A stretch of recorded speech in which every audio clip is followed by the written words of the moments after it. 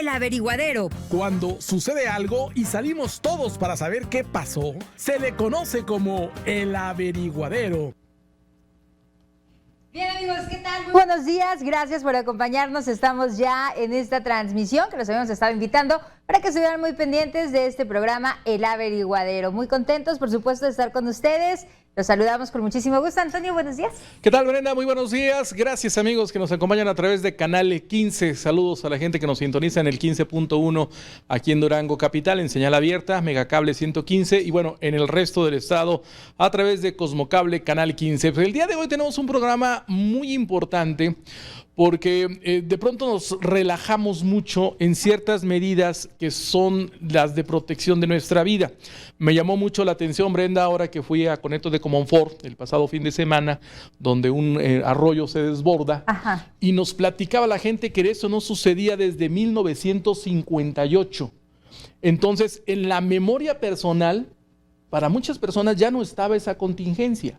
Sí. Ya no estaba, o sea, no existía para ti. No había posibilidad alguna de... No existía una situación de riesgo. Si platicabas con los señores más grandes, que estaban ahí, una señora de 85 años que logró sobrevivir, ella sí recordaba la situación del 58, pero las generaciones nuevas nos vamos relajando mucho y luego no tenemos en cuenta la importancia del tema de protección civil. Así es. Y bueno, cambió México a partir del temblor del 85. Sí.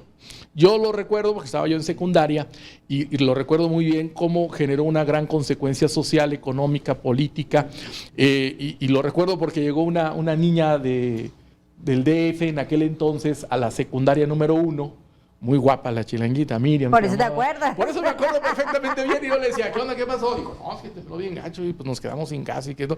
Entonces, en aquel tiempo estaba muy marcado el tema del capitalino y el pueblerino, no me hizo caso jamás. Pero lo recuerdo muy bien cómo muchas personas tuvieron que venir, que salir Sí. de lo que hoy es la Ciudad de México, pues para encontrar un lugar en donde vivir. Un lugar seguro, El sí, mucha Averiguadero. gente definitivamente se trasladó a Durango, todavía te lo dicen, es que yo me vine a Durango a partir del temblor, Sí. pero fueron momentos muy difíciles porque no había comunicaciones. A mí me tocó justo que había regresado de la Ciudad de México, estaba muy chiquita en la primaria, pero ya saben que voy y vengo con la familia, entonces yo acababa Sí. de regresar cuando se da esta situación y era muy estresante porque no sabías qué pasaba con la familia. Sin duda alguna el tema del sismo vino a modificar todo y hacernos ver que no era el primer sismo fuerte, hay que recordar que ya se había registrado uno antes, pero de ahí en adelante se tuvo que observar cómo reaccionar ante estas situaciones, porque fueron muchísimas vidas incalculables, de Así hecho, es. las que se perdieron. Así es, México cambió y entonces se tomó la decisión de que hoy fuera el Día Nacional de Protección Civil. ¿Qué cambió? ¿Qué cambió desde ese momento? Bueno, para abordar el tema, hemos invitado, y les agradezco muchísimo que estén con nosotros en esta mañana, al subsecretario operativo comisario de la Secretaría de Seguridad, Juan Rafael Carrión. Antes que nada, comisario, bienvenido, gracias. Gracias a ustedes Muchas por gracias. la invitación, muy buenos días. Gracias, comisario. Ahorita vamos a platicar el por qué está aquí la Policía Estatal.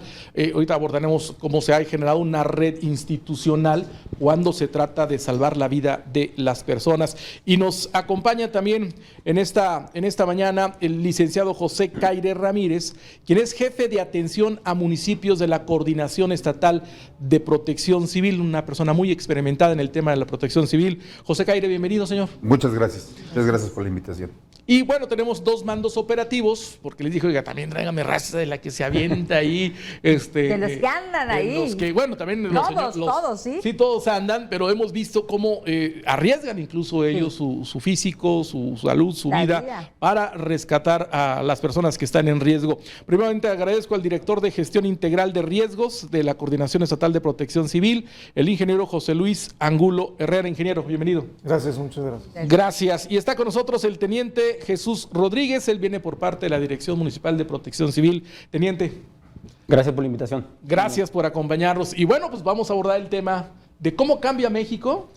A partir del A 19, partir- hace 35 años. 35 años ya. Ya me balconeé solo. Y luego 3 años de que se repite la historia en un 19 de septiembre, en el Así es, 17. así es. Se repite este tema. ¿Pero qué tanto hemos avanzado en protección civil? ¿Cómo estamos Bien. en el tema? Señor José Caire, platíquenos cómo cambia México y cómo nos damos cuenta de que teníamos que hacer algo para poder responder a una contingencia.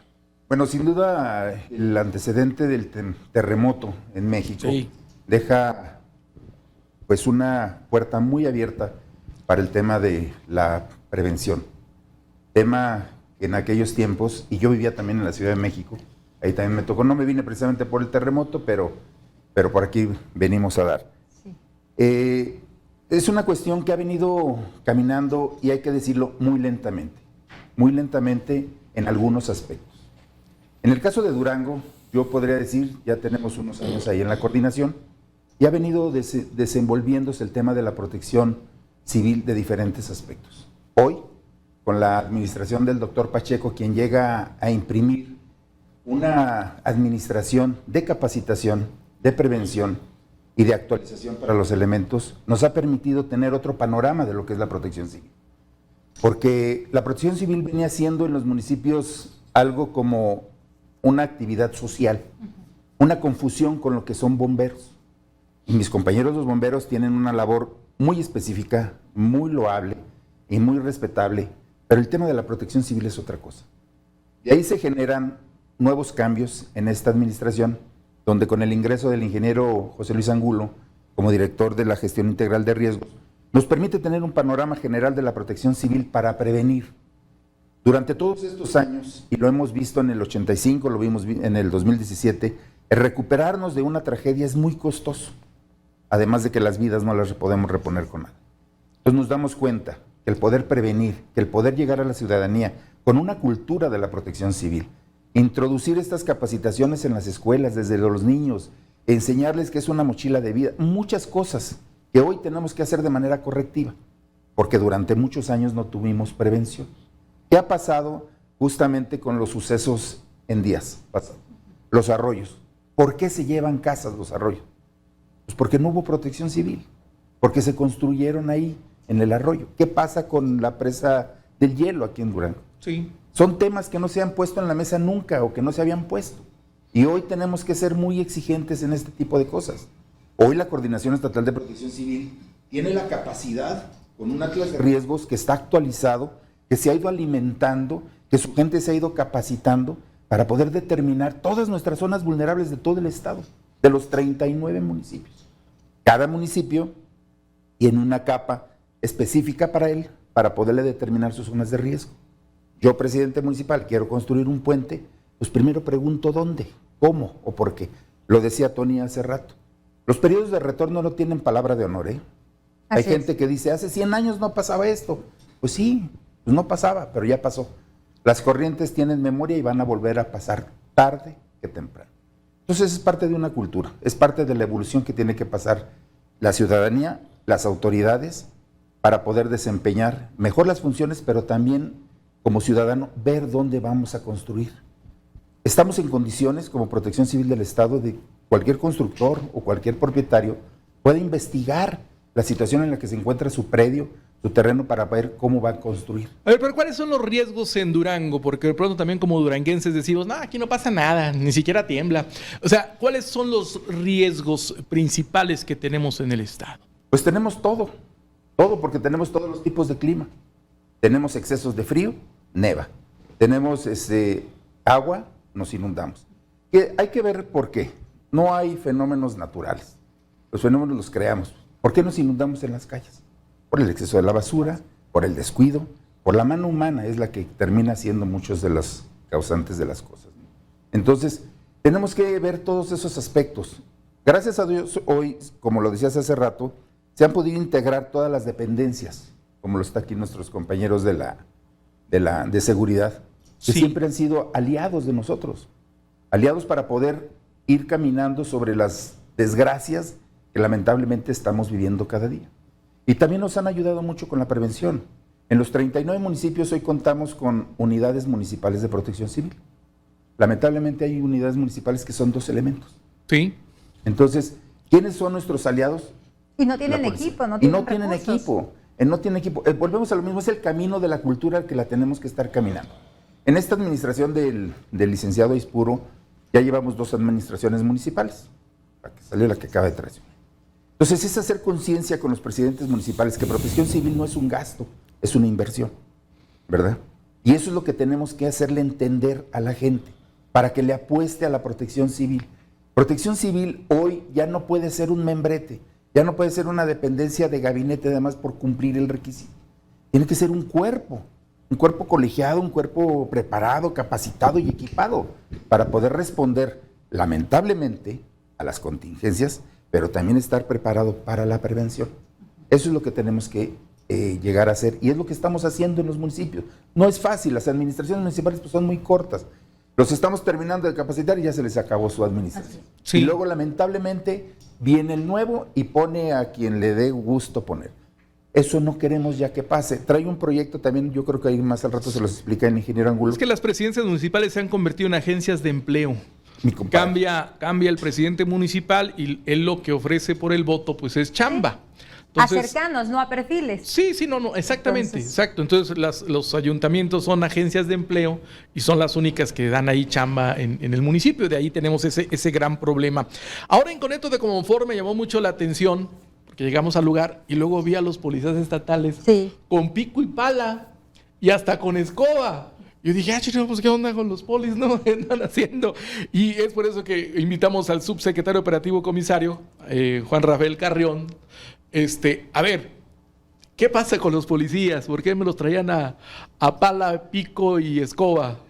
Bueno, es una situación que no se nos debe hacer extraño porque la coordinación que debe haber con Protección Civil, con bomberos, Cruz Roja y otras dependencias de servicios también de emergencia, coadyuva a que todos como un grupo, como un conjunto estatal, pues logremos en beneficio de la ciudadanía ese apoyo porque lo decía el ingeniero y lo dice bien, los fenómenos ocurren cuando menos lo podemos esperar.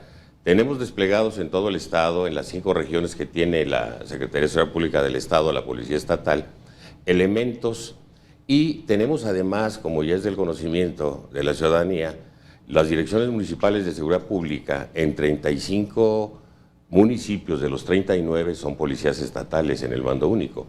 Amén de ello, están también incorporados algunos municipios, como Seguridad Pública Municipal, elementos activos de la Policía Estatal. Con eso tratamos de sostener de alguna manera, y creo que lo hemos logrado, la seguridad pública municipal.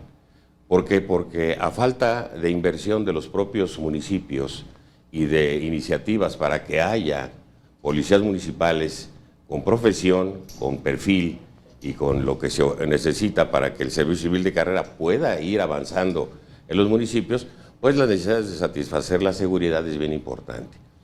Esto lo aclaro porque si bien los elementos tienen una obligación en cuanto a la seguridad pública, así es, pero como funcionarios y como servidores públicos nos toca en que si haya una contingencia, la que sea, tendremos que actuar y los vehículos, las camionetas que traemos servirán para transportar a los ciudadanos, para sus pertenencias, los camiones de la misma manera y los propios elementos que también, afortunadamente, y tienen cursos que también se han recibido por parte de Protección Civil, no con la especialidad que tienen los compañeros también, pero sin embargo se aplican y tienen toda la actitud para poder colaborar en ese tipo de situaciones. De ahí que los encontraron trabajando a los compañeros, sí, donde se produjo el problema que, hasta donde yo tengo entendido, un puente que está dividiendo algunas zonas ahí del municipio, pues se saturó de basura. Así es. El puente no tiene el nivel que debería posiblemente, entonces eso hizo una como presa. ¿Y qué ocurrió? Pues empezó a invadir el agua a los costados de los municipios y la zona centro del mismo. Sin embargo, con la oportunidad que se requería, los elementos de la Policía Estatal y de las policías municipales, no se diga de los grupos de seguridad también y de servicios, pues actuaron de manera inmediata, de tal suerte que, hasta donde yo tengo conocimiento, tuvimos una víctima, una persona que desgraciadamente no logró salir de su domicilio por algunas causas ajenas a la misma situación y perdió la vida. Pero, sin embargo, creo que logramos y se logró salvar muchas más, ¿verdad?, en esa situación de contingencia. Es que el tema de seguridad no es solamente la prevención del delito, no es garantizar la vida de las personas, es estar ahí para echarles la mano en estos casos. Siempre, siempre. La situación de la Policía Estatal como una policía de prevención, la prevención es la antesala del delito, por donde lo queramos ver. Sin embargo, también la policía tiene la obligación de colaborar y contribuir con las diferentes dependencias federales, estatales y municipales, para coadyuvar todo en pos de la ciudadanía, que es finalmente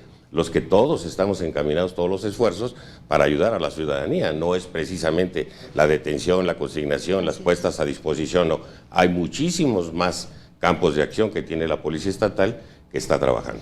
Bien, me llamó mucho la atención a mí, repito, el tema del policía, porque, bueno, el comisario, usted tiene una carrera, una formación policíaca de toda la vida, y el policía de carrera es así, su personalidad es férrea, entonces de repente, oye, métete al lodo, ¿no? Entonces llega, Es que tú los ves con mucha jerarquía. Sí, claro. O sea, eso es imponente, es jerarquía. Claro. Pero a la hora de entrarle al trabajo, a la pasión, porque finalmente también es pasión, ¿no? Del elemento de seguridad. Definitivamente que sí, se tiene que tener esa actitud.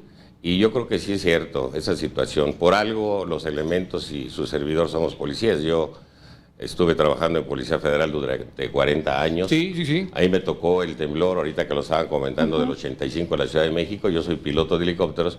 Y ese día, precisamente a esa hora, estábamos despegando el aeropuerto internacional.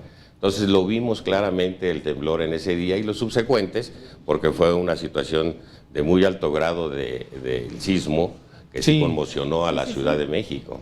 ¿Recuerda usted algún momento de ese que lo haya marcado, ese momento de la historia de México? Bueno, en realidad sí, porque a la hora de que despegamos, después de que y lo hago así como un comentario, después de que ya pedimos autorización para iniciar el vuelo a la torre de control, la torre de control finalmente es la que nos informa de que está temblando en la Ciudad de México. Entonces, no pudimos despegar en ese momento a las 7:15 de la mañana, si no mal recuerdo. Ya el sismo empezó a descender y la torre de control nos pidió que revisáramos las pistas de la Ciudad de México, que tiene 2 pistas de aterrizaje y despegues. Entonces revisamos las pistas porque el helicóptero pues tiene esa capacidad de volar a paso de una persona a cierta altura. Entonces revisamos las pistas y afortunadamente no sufrieron ningún daño estructural porque ya había aviones ya en espera de aterrizaje. Y de ahí nos despegamos hacia la Secretaría de Comunicaciones y Transportes, de la que dependíamos en ese tiempo los que éramos policías federales de caminos, y pues ya reportamos los daños que tenía el edificio entre Xola y Universidad, unos daños cuantiosos. El 4º piso le cayó al 2º, porque el 3º lo sacó materialmente de la estructura. Y fue una situación crítica. Sin embargo, lo que muchos a lo mejor no se dieron cuenta porque pues, no tuvieron oportunidad de volar como nosotros, el temblor no fue en realidad en toda la Ciudad de México. La salida a Tres Marías, que da para Morelos, de ahí se hizo como una especie de cauce de un río en la Ciudad de México, que salió a la zona de Izcalli, que va para la zona de Querétaro. Entonces no fue en realidad toda la Ciudad de México, pero le estoy hablando de un lecho de un río de aproximadamente unos 10 kilómetros de ancho, por lo que tiene entre la entrada de Morelos y la salida para Querétaro. Entonces, en realidad se sintió, pero los daños más graves fueron precisamente en ese lecho de un río, como marcó el temblor, donde realmente hubo los daños y las muertes en el temblor. Pero debió ser impresionante, ¿no? De pronto sobrevolar y ver todo lo que había pasado con la ciudad. Todavía vimos cómo algunos edificios se desplomaron, la columna de tierra, ¿no? Que se marcó. Entonces, pues sí fue realmente muy impresionante. Ya nos han tocado varios, porque pues ustedes saben que la Ciudad de México es una zona fuertísima. Sí, entonces, queda esa narrativa de Jacobo Zabludovsky impresionante de lo sucedido en ese momento, y también cómo el propio ciudadano sale en apoyo de la situación. Las personas afectadas. Entonces, ¿Se ha hablado de cuántos muertos en ese sismo? Es incontable. Incontable. De hecho, ya al final los expedientes quedaron como incontables. Nunca realmente se pudo tener una cifra precisa. Sí. Y en aquel entonces, para las nuevas generaciones que nos están escuchando, pues la desesperación porque no existía la tecnología de comunicación era el que hoy existe. Tele, nada sí, más. Sí, era el teléfono de chin, el disquito. Recuerdo que marcabas a una línea y te anotaban para preguntar por tu familia, y en todo caso estabas pendiente de los cintillos en los noticieros que lograban verse para ver si había algún dato de tu familiar. Bueno, no sé ustedes que tienen mayor tiempo en esta trayectoria, en esta carrera, si México ha reaccionado de manera correcta en el tema de protección civil, tomando en cuenta de aquel momento ahora. si hemos hecho realmente lo adecuado. No sé si los haya marcado. Yo ahorita le comentaba, profesionalmente, no sé, lo marcó. Mucha gente perdió amigos. Sí. Mucha gente perdió familia. Todo su patrimonio. Todo su patrimonio. Hemos hecho lo correcto y de aquí, bueno, con ustedes, porque son los que en aquel entonces estaban más en ese escenario. Tienen un punto de comparación, Sí, ¿no? claro. Pues yo creo que se han venido haciendo cosas muy importantes. Pero no lo suficiente. No lo suficiente. Vuelvo a repetir, la naturaleza viene cobrando facturas muy fuerte. Y creo que los trabajos que tenemos que hacer cada vez son más contundentes, más importantes, y apostarle mucho a la capacitación. Es un tema que... ¿Pero es un tema de gobierno o es un tema de sociedad? Es de ambos. De los La dos. sociedad tiene mucho que ver en esto, mucho. Y obviamente, pues el gobierno es en que sus instituciones y sus corporaciones se capaciten y se preparen, Sí. y se equipen, ¿verdad? Aquí, por ejemplo, el ingeniero Angulo, Sí. en su dirección de gestión integral de riesgo, traen un crecimiento que se viene desarrollando, que ya él se explicará, que es la parte medular de la protección civil hoy en Durango. ¿Por qué? Porque estamos dejando de ser una protección civil nada más social, ¿verdad? Donde la gente nos veía cuando justamente tenía la desgracia. Iban a tocar para un apoyo, oiga, necesito láminas, oiga, necesito despensas. No, ahora queremos llegar desde antes, hay que prevenir muchas cosas. Y eso es en lo que estamos trabajando ahí por medio de la Dirección de Gestión Integral de Riesgo. A ver, vamos con el director entonces. José Luis Angulo, platicaba un poquito de este proyecto de Gestión Integral Protección Civil Durango. ¿De qué estamos hablando? Gracias, Antonio. Mira, es en resumen todo lo que ustedes acaban de comentar. Precisamente las dudas de ¿estamos haciendo las cosas bien?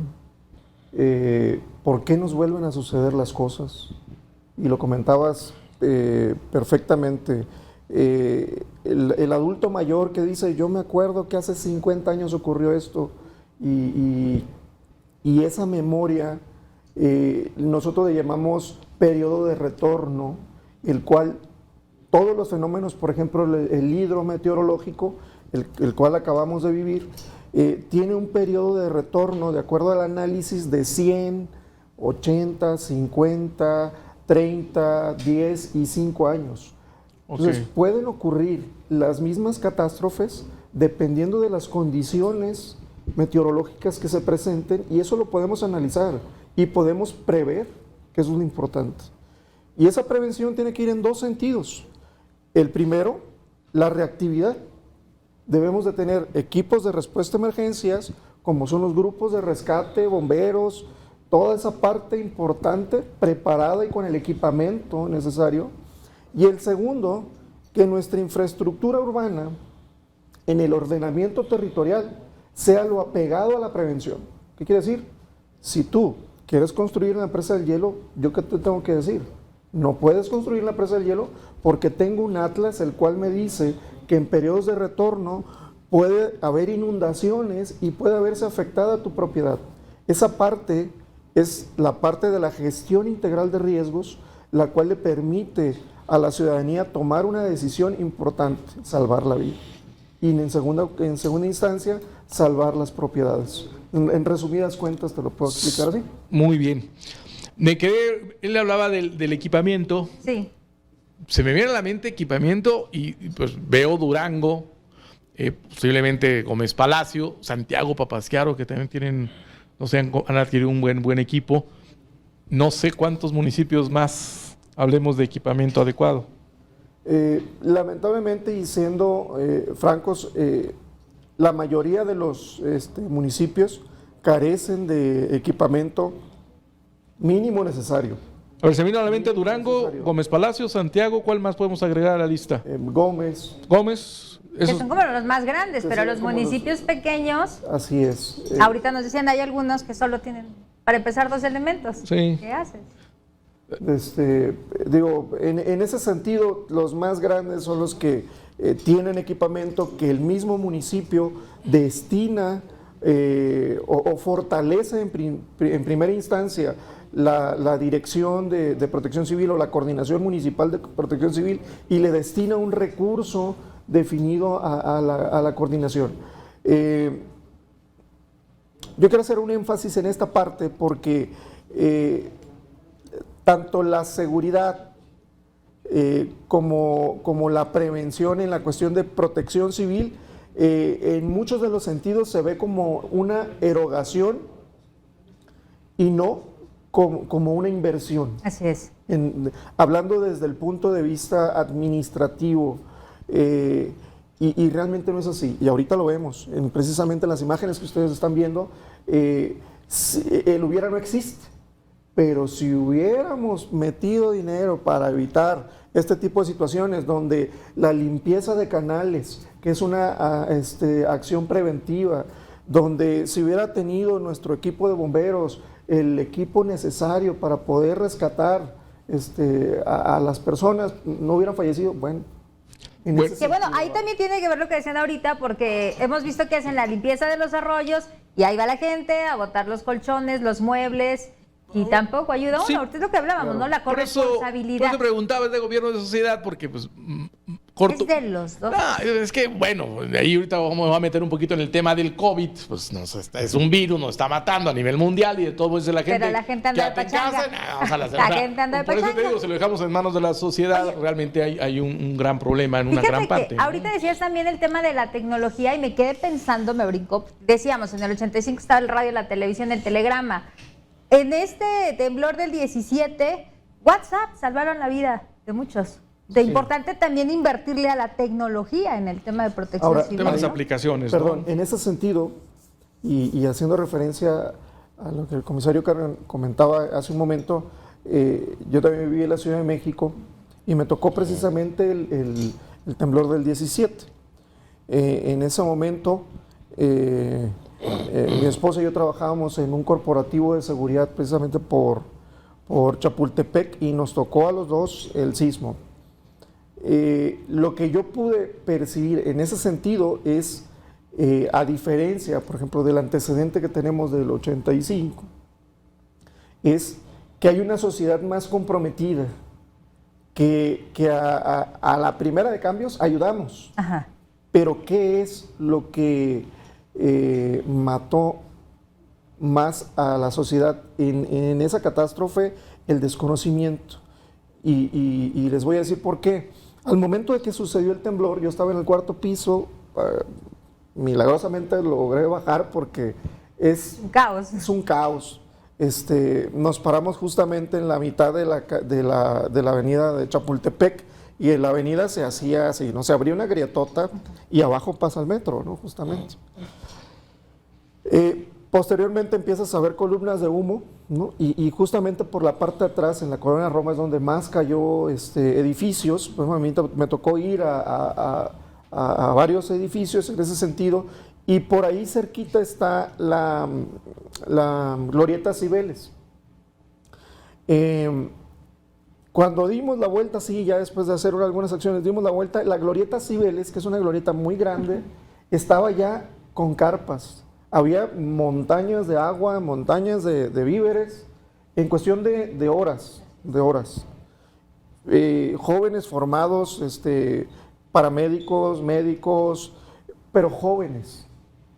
Entonces, al momento de que ellos empiezan a repartir por su propia iniciativa, en algunos casos se metían sin informar a la autoridad a los edificios colapsados. Había alguna réplica o alguna situación de inestabilidad de la infraestructura, caían y nadie sabía.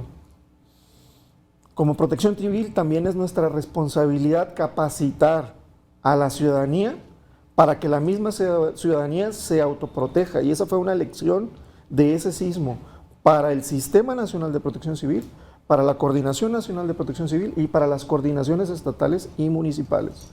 Entonces, fue una labor de análisis y posteriormente determinar qué mecanismo podemos usar después de ese aprendizaje.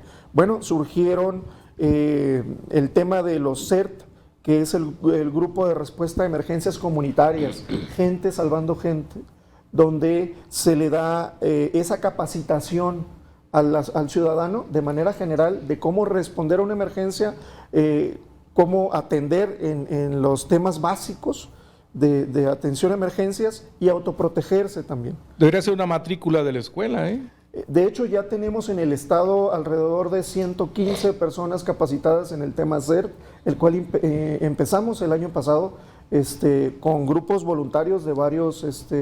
Sí, pero yo digo que la pongan ahí en la matrícula de la Secretaría de Educación. De que todos entremos en este tema, ¿no? Lleves tú desde chiquito una clase, un año en ese tema. Vamos a hacer una pausa y ahorita vamos a regresar ya con el teniente Jesús Rodríguez, ahorita que hablaban de la importancia del equipo. Y yo le agradezco mucho al teniente que haya traído su equipo para que nos muestre cómo debe una persona que va a atender una emergencia ir equipado, ir preparado.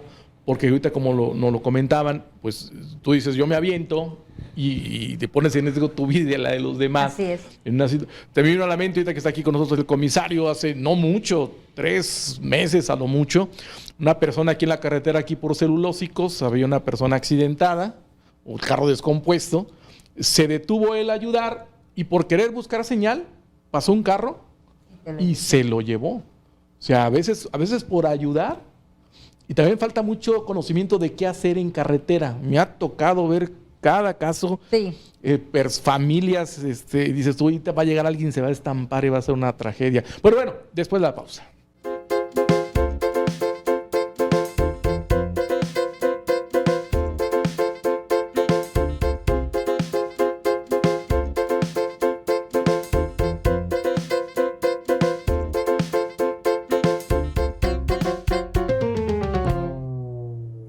Bien, ya regresamos y pues vamos a platicar con el teniente Jesús Rodríguez.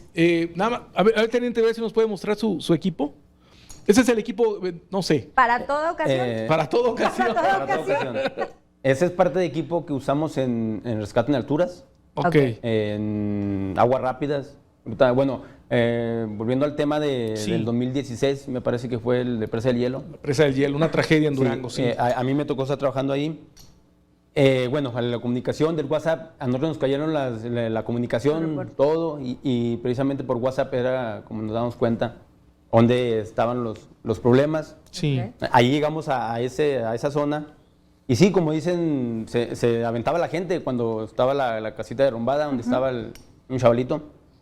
Se aventaba la gente pues sin saber ni qué rollo. Y nos complican más las cosas a nosotros porque ya nos enfocamos tanto en la gente que se está aventando a salvar como quien está en riesgo. Ya es un doble trabajo. En riesgo. Exactamente, así el rescate. Tenías a uno en riesgo y ya se te fueron 3 a riesgo. Sí, exactamente, ya se nos fueron 3. El papá, pues bueno, pues es su hijo y pues tenía que aventar. Sí. Pero sí se nos pone un poquito complicado. Y precisamente como dicen los compañeros en los municipios... A ver, ¿cómo fue esa noche? Ya que estás haciendo memoria, ¿cómo fue esa noche? Hablas tú de gente arriba de las azoteas y luego aventándose. ¿Cómo fue? Sí, a nosotros llegó al WhatsApp, precisamente llegó el servicio de que la presa del hielo se había desbordado, que había gente y... Sí. Pues si nosotros a llegar se vio todo tapizadito de agua. Llegamos al lugar y ya vimos la escena, cómo estaba ahí. Está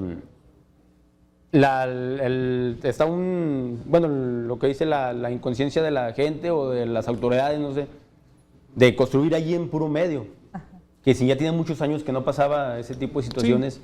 Pero pues tiene memoria y agarró su camino. Es que la presa del hielo, para la gente que no conoce, realmente no es una presa captadora de agua, o sea, no es para acumular, no. Es para contener las corrientes que bajan de la sierra y a veces pasan años sin que bajen esas corrientes fuertes. Okay. Sí, ahí fue, no era que era 1,5 metros, yo creo, lo que llevaba de agua, pero muchísima presión. Muy fuerte la presión. Pues ahí se llevó una casita, era de material, sí. La casita, el cuartito, no era muchas veces de material frágil, no, ese era de ladrillo. Y el chavalito, bueno, lo que comentaban las personas, el chavalito detuvo la pared para que salieran todos, toda la familia, una niña y la señora, creo que 2 niños y la señora. Y ya no pudo con la pared, se cayó la pared. O sea, salvó a la familia, pero dio la vida. Sí, dio la vida por... Caray. Por eso y pues, nosotros como autoridades sí hay que ser un poquito estrictos en esas cuestiones de que voy a construir aquí, que por las líderes que aquí me dieron ese terreno, no, aquí no se puede. Así es. Ser estrictos, porque las invasiones se dan, sabemos que Durango tiene un desorden importante en el crecimiento y pasa eso, llegan y se manifiestan y van y hacen todo y se quedan en lugares prohibidos. Y luego lo políticamente más sano Claro. es, pues pasan 1 o 2 años, nadie reclama, nadie les dice nada, construyen. De hecho ahí, después de que pasó ese tema, nosotros regresamos y señor no puede estar aquí, por eso ya pasó y no me salgo. Y a la fecha no se van. Y hasta la fecha. No me salgo porque a mí me costó, pues, está uno de acuerdo porque no es poquita la inversión que hicieron ahí. Así es. Pero no piensan en la seguridad. Decías algo muy importante, la gente trata de ayudar y se pone en riesgo. Sí. Entonces todavía no sabemos qué hacer en esos momentos, nos gana la desesperación, nos gana la adrenalina, el instinto, ¿qué pasa? Sí. Llegaban chavos que yo sé nadar y me aviento, pero pues ya de aquel lado hay que esperarlo. Hay que esperarlo y sacarlo. Sí. ¿Qué edad tiene, teniente? 30 años. 31 años, muy joven. ¿Cómo te nace a ti la pasión por cómo romper con ese sentido de sobrevivencia? Dices, yo me voy. Y ustedes dicen, no, yo voy. O sea, ¿cómo se rompe ese sentido? De estar en... De estar en donde está el peligro. En estar en bomberos. Sí. Bueno, de estar en donde está el peligro, pues ya trae uno de servicio, pues, de ayudarle a más gente, que es lo más importante para mí, para todos ellos, a lo mejor también. Claro. De estar en el servicio. Yo entré aquí de la edad de 19 años, entré aquí al departamento de bomberos y me gustó, y entré de voluntario y me gustó 3 años. Ya me dieron la oportunidad de ingresar como de paga a la corporación. Sí. Y pues aquí poco a poco ya estás dentro de la corporación y te gusta un escuadrón. Te gusta un escuadrón, ya sea acuático, rescate en altura, materiales peligrosos. Y ahí la capacitación. Bomberos. Sí, y ya entra uno a ese escuadrón y la capacitación. Estamos, por ejemplo, yo estoy certificado. Bien.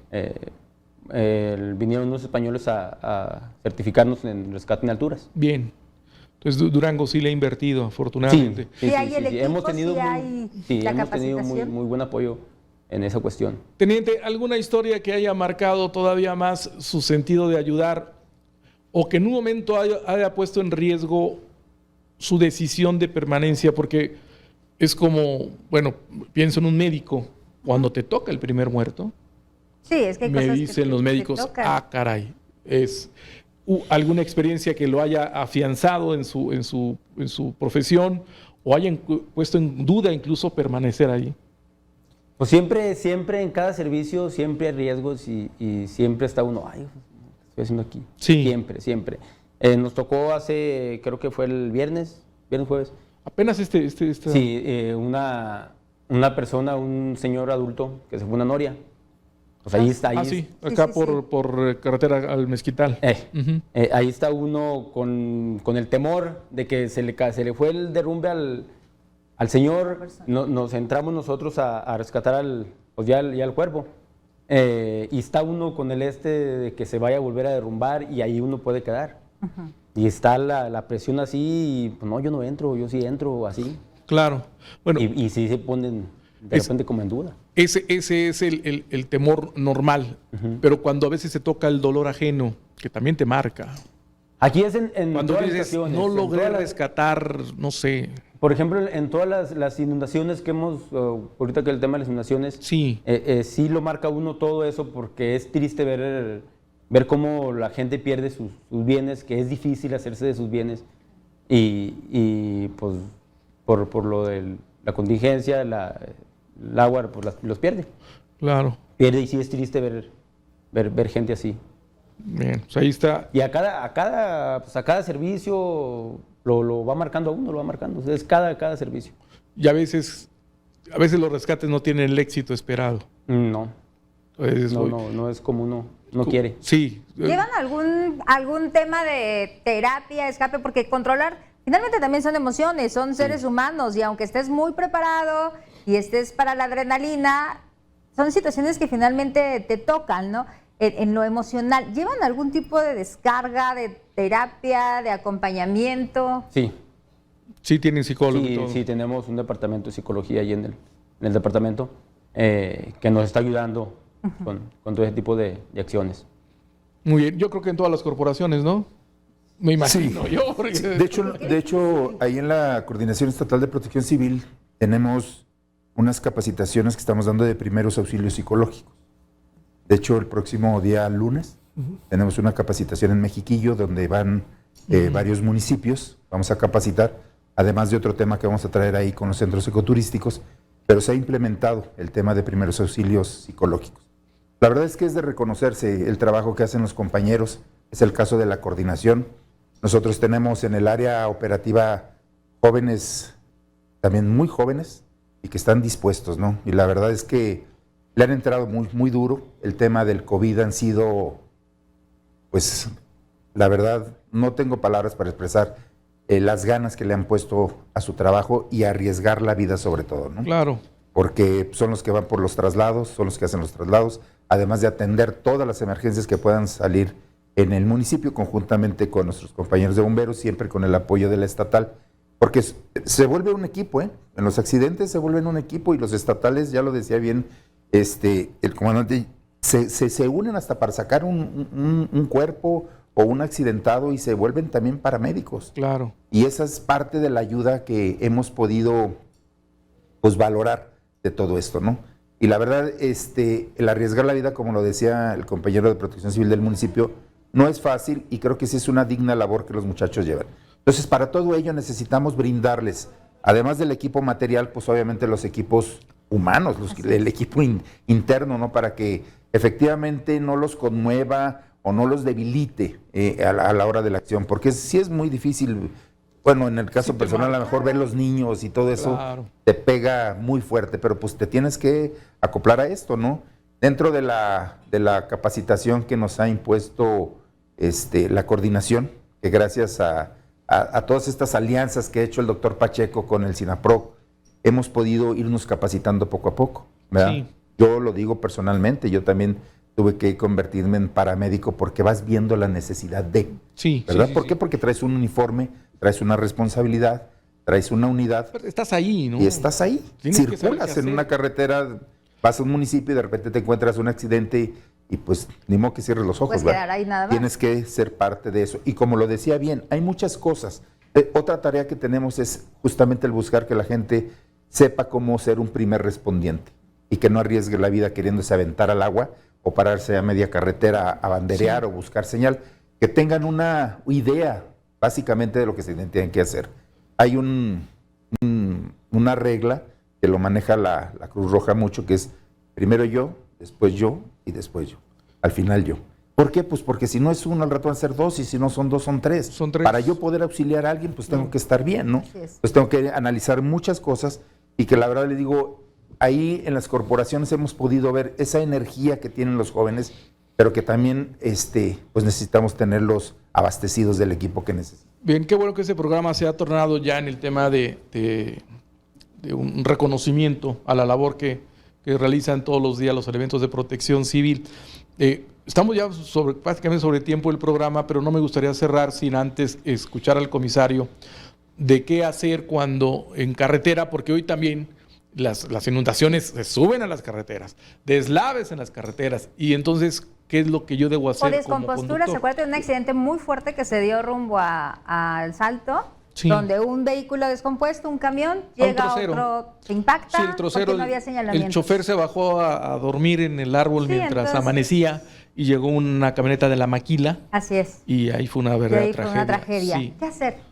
Bueno, yo quiero recapitular un poco respecto a la situación de la coordinación que hay y muchas veces de la solidaridad que tenemos los mexicanos ante desgracias, pero también es importante decir de la indolencia también de las personas ante las situaciones de riesgo y que, bueno, pues la verdad no hacen caso a las disposiciones que da Protección Civil Nacional, Estatal y Municipal. Entonces, definitivamente que eso hay que tenerlo en primera instancia, ¿verdad? Lo primero es salvar la vida. ¿Cómo? Pues como se presente la situación. Afortunadamente las gentes que tenemos trabajando en Protección Civil son muy profesionales, eso no nos cabe duda.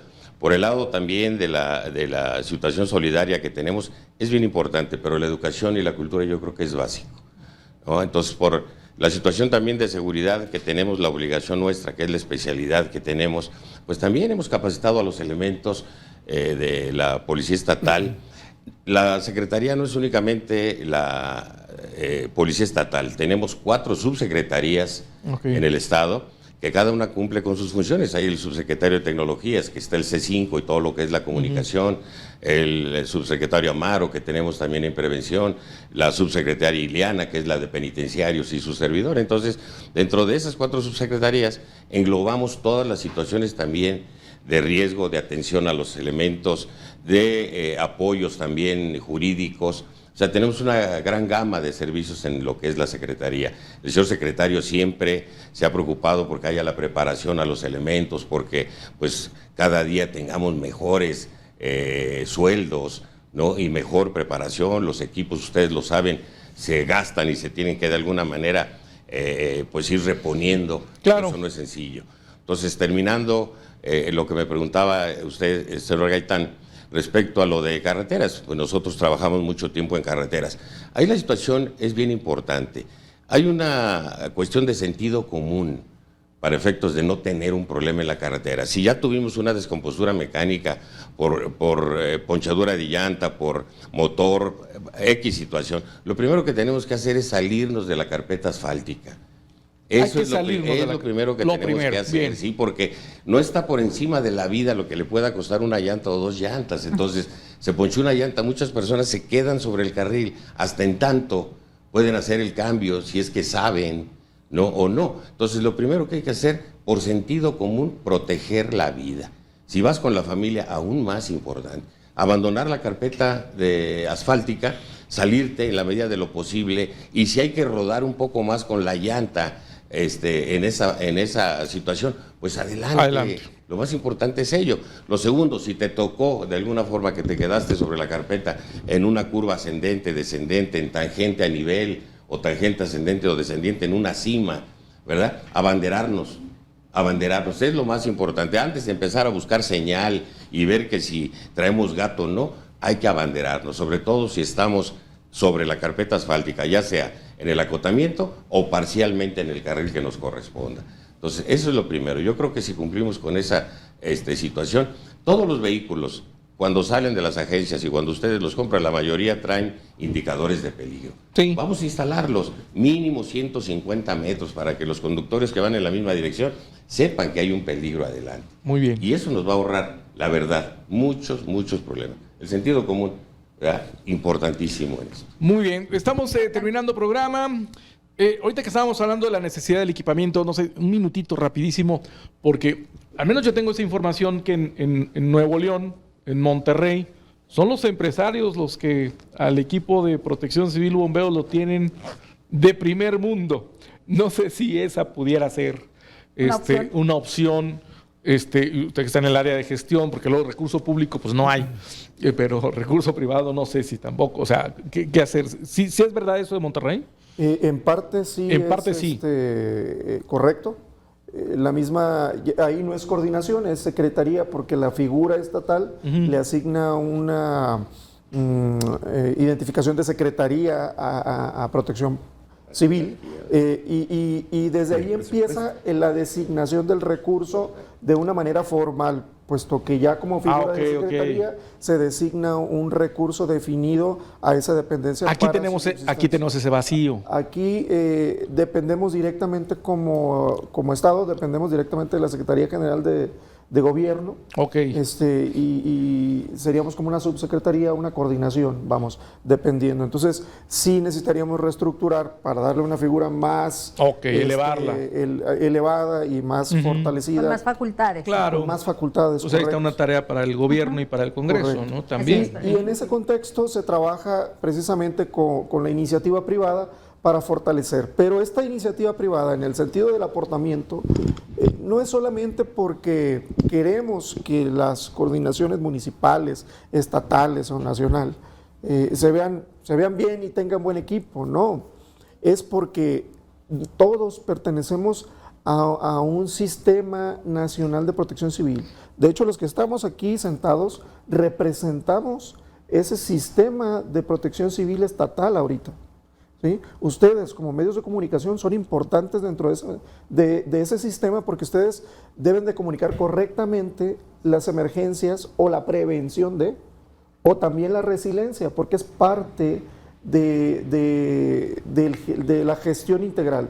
El cómo, como ciudadanos, como Estado, después de la emergencia que acabamos de vivir, vamos a regresar otra vez a la normalidad sin vernos tan afectados. Claro. ¿no? Que la actividad productiva, comercial, empresarial, toda la vida cotidiana regrese lo más pronto posible para poder seguir con nuestra vida. Eso es lo importante de todo esto, ¿no? Entonces, sí los invitamos a todos a que se involucren en toda la parte que emite Protección Civil, tanto en las medidas de prevención, en las medidas reactivas, como lo acabamos de comentar ahorita, y que también se involucren en su casa, el tener todas las herramientas necesarias en caso de que llegue a suceder alguna situación,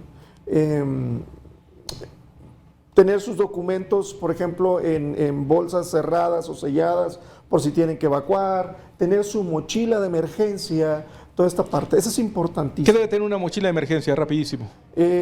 Enseres de primeros auxilios, nuestros documentos básicos, principales, víveres para mínimo 24 horas, ¿verdad? Y herramientas necesarias como una navajita, una linterna, este tipo de situaciones. Muy bien, pues ya nos vamos, Brenda. Fue rapidísimo el programa, habría mucho más que comentar. Quiero agradecer mucho a nuestros invitados y reconocer su labor, porque incluso es una labor que involucra a la familia. La familia de ellos también tiene que adaptarse a ese riesgo. Sí, comisario. Nada más, yo creo que sí, puntualizar, sería muy conveniente hacer un programa, yo creo, del cambio climático. Sí. Para todos aquellos que no lo crean, todo esto que nos está sucediendo de alguna forma, pero de verdad importante, es por ello, por el cambio climático. De lo por hecho, sí pues es sí, importante. habrá que abordarlo, exacto, porque todo se atribuye, incluso la pandemia se ha mencionado que es parte del cambio climático. Muy bien, pues muchas gracias. Gracias, teniente. Le agradezco mucho. Ahorita estaba yo mencionando a la familia, cómo se comporta la familia cada vez que... Porque a mí que se tiene que yo que cubro la noticia me regañan. ¿A dónde vas? ¿A ti qué te interesa? O sea... Estar 24 horas fuera. No.